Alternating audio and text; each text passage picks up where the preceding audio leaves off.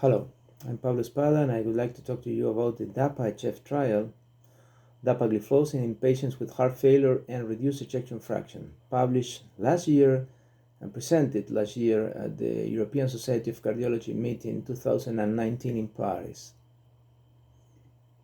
The background is that sodium glucose cotransporter 2 SGLT2 inhibitors prevent the development of heart failure in patients with type 2 diabetes. Can they be used to treat patients with established heart failure?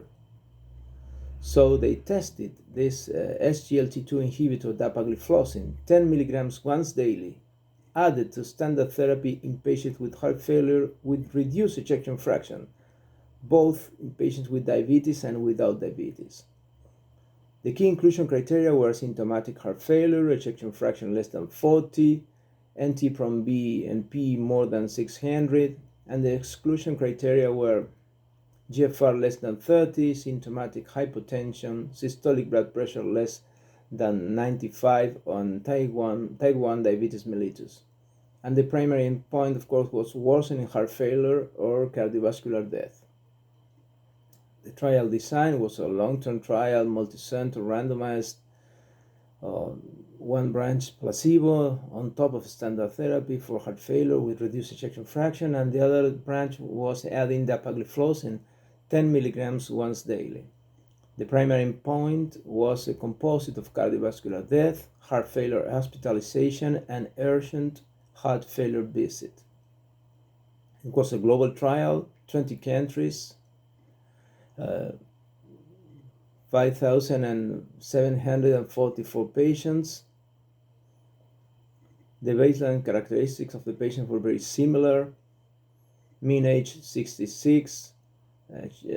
New York Heart Association class was 68 and 67 were in class 2, 31 and 32 in dapagliflozin, and placebo arm were 31 and 32 in class 3, only 1% in class 4. Mean ejection fraction was 31. Ischemic etiology 55% in the dapagliflozin arm and 57% in the placebo one. Most of the patients were treated with diuretics, 93 and 94%. ACE inhibitors, RB or ARNIs in 94 and 93%, beta blocker 96%, MRI 71 and 71. And the primary outcome.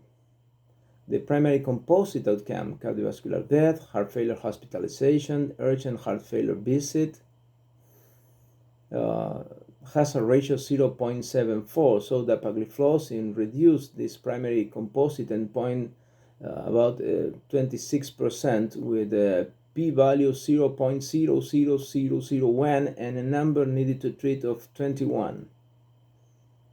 The components of the primary outcome were worsening heart failure event and cardiovascular death. Also, the dapagliflozin reduced the worsening heart failure event 30% and cardiovascular death 18%.